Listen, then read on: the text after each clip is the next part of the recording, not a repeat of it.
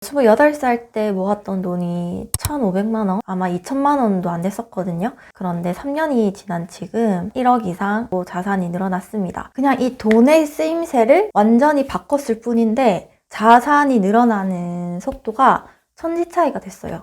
어떻게 해서 이렇게 빨리 그 작은 돈으로 자산을 늘릴 수 있었을까요? 그 비법을 알려드리도록 하겠습니다. 안녕하세요. 여러분들의 부를 늘려드리는 헨담입니다. 여러분들 돈은 전부는 아니지만 돈이 어느 정도 있어야 그래도 약간 편안하게 살 수 있다고 생각을 해요. 이렇게 자산을 늘리는 방법은 두 가지가 있는데요. 첫 번째는 돈을 모으기, 두 번째는 돈을 불리기입니다. 여러분들은 하루 시간 중에서 돈을 모으는데 시간을 많이 쓰는지 돈을 불리는데 시간을 많이 쓰는지 한번 생각을 해보실까요? 저는 28살까지는 돈을 모으는데 100% 시간을 다 썼습니다. 가계부를 쓴다든지 아니면은 뭔가를 살 때 되게 사고 싶은 것들은 이제 못 사고 아끼는데 초점을 뒀거든요. 고시 공부하고 막 이렇게 쓰다 보니까 돈이 하나도 없더라고요. 그러다가 우연히 29살에 돈을 불리는 방법에 대해서 깨닫게 됩니다. 돈을 불리는 방법을 알고 난 이후부터 돈을 불리는데 시간을 굉장히 많이 썼어요. 물론 초반에 저축도 중요하지만 돈을 불리는 방법을 공부하는 데 쓰는 시간이 굉장히 중요하다는 걸 그때 깨달았죠. 그 당시만 해도 제 주위에는 이렇게 돈을 불리는 방법에 대해서 가르쳐주는 사람은 없었거든요. 저축은 그럼 안 했냐? 당연히 저축도 했습니다. 정말 아끼면서 살았거든요. 그런데 신기한 게 돈을 불리는 방법에 대해서 공부를 하다 보니까 자연스럽게 돈을 안 쓰게 되더라고요.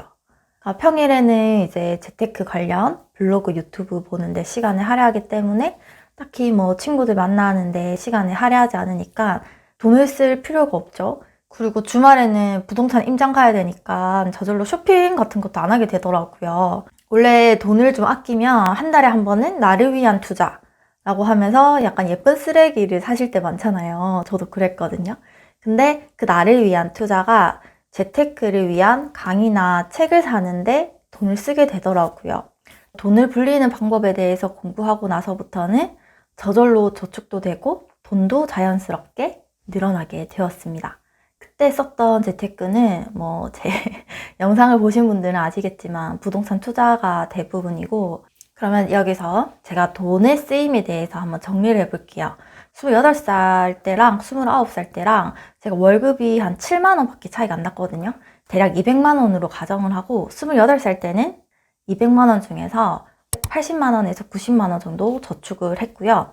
은행원이 추천해주시는 그 펀드 있죠. 내가 전혀 개입되지 않고 그 펀드가 알아서 운영되는 그 이상한 거, 그거를 하나 했었어요. 네, 그게 또 마이너스가 떴죠. 아무튼 그거 하고 나머지 100만 원은 제 생활비 그리고 자취비 이런 데에 썼습니다. 이제 29살 때도 비슷한 금액인 200만 원을 받았는데 이때부터 돈을 어떻게 썼냐. 똑같은 월급이에요. 근데 우선 내 연봉만큼의 신용대출을 받고 적금에 붙던 걸 신용대출 이자로 썼습니다. 그래서 신용대출 받은 2,500만 원인가 그거는 재테크에 사용을 했고, 그 당시에 이자가 30에서 50만 원인가 정확하게 기억은 안 나는데 대출 이자로 나갔던 것 같아요. 그리고 나머지 돈을 강의비라든지 아니면 책을 사는데 사용을 했습니다. 임장을 가고. 그런데 제가 이 모든 것들을 되게 밤을 새면서 하고 되게 괴롭게 한 게 아니라 그냥 직장 다닐 거 다 하고 운동할 거 다 하고 평일에 퇴근 시간 짬내서 2시간 정도 그냥 블로그 유튜브 보는 거, 그리고 주말에 원래 데이트 가는 거를 그냥 임장으로 형태만 바꾼 거거든요. 그래서 할 거 다 하고 그냥 이 돈의 쓰임새를 완전히 바꿨을 뿐인데 자산이 늘어나는 속도가 천지 차이가 됐어요. 만약에 내가 이 3년 동안 월급 200만 원으로 아무리 적금을 많이 해봤자 100만 원이 힘들단 말이에요. 특히 자취하시는 분들. 100만 원 곱하기 12달 곱하기 3 하면 3,600만 원밖에 안 되죠. 그런데 이 3년 동안 저는 재테크로 돈을 굴렸습니다. 28살 때 모은 돈은 1,000만 원이었고요. 29살 때 모은 돈은 0원 있습니다. 이게 왜 0원이냐면 제가 29살 때 결혼을 했거든요. 결혼을 했는데 그 당시에 돈이 남편이랑 저랑 합쳐서 딱 3천만 원.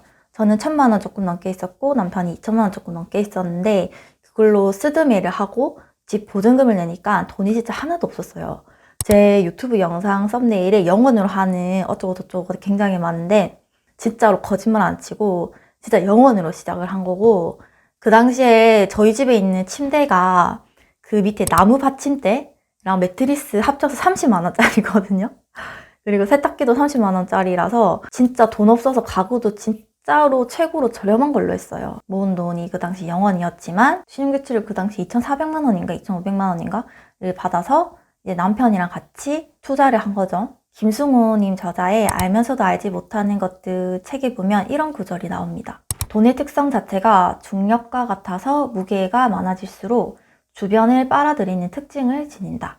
1억의 돈이 1,000만 원 만들어내는 힘보다 10억의 돈이 1,000만 원을 만들어내는 힘이 10배 이상 세다. 이 구절을 제가 투자를 하면서 정말 절실히 깨달았어요. 1,000만 원을 5천만 원으로 늘리기는 정말로 힘들지만 이게 5천에서 1억만 생기게 되면 돈이 늘어나는 속도가 엄청나게 빨라지더라고요.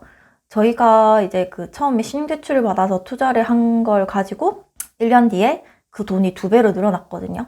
그러면 그 2배로 늘어난 돈으로 다시 투자를 2건을 했어요. 거기다가 이제 그 아파트 가격이 오르다 보니까 오른 아파트를 담보로 추가로 또 대출을 받을 수가 있더라고요. 그래서 거기서 또 투자를 할 수 있고 여기서 한 바퀴만 더 돌리면 이게 거의 제곱으로 늘어납니다.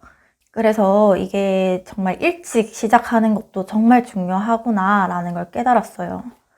저희가 첫 투자한 거는 이제 아파트인데 첫 투자 썰은 제가 다음 영상에 한번 찍어보도록 하겠습니다. 이제 웃긴 이야기만 해요. 소장님이 어려 보이니까 저희 보고 막 돈은 있냐고 그렇게 얘기한 적도 있거든요. 그래서 이렇게 재테크를 하고 나서 이 자본소득의 힘을 알게 됐고 그러면 이제 직장인이 아닌 내 몸값을 좀 올려야겠다라고 생각을 해서 내가 다른 사람을 도와줄 수 있는 게 뭐가 있을까를 생각을 해보니까 그 이제 시작한 부동산 투자가 그래도 이제 시작하는 사람들한테 엄청나게 도움이 된다라는 걸 깨닫고 이제 블로그와 유튜브를 시작을 했고요.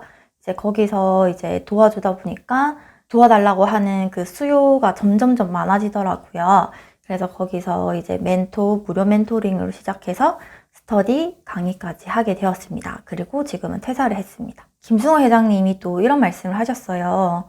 가장 큰 위험은 아무런 위험이 없는 걸 할 때이다. 맞나? 맞나? 아무튼 이게 무슨 말이냐면 아무런 리스크 없는 게 더 큰 리스크라는 거예요. 가장 안정적인 게 위험하다라는 거죠. 여러분들이 생각하는 그 안정적인 모든 것들이 사실은 가장 위험할 수도 있다. 하루 빨리라도 이 자본소득에 대해서 조금 공부를 하시기 바라겠습니다. 오늘도 좋아요, 댓글 남겨주시고 시청해주시는 분들 모두 감사드립니다.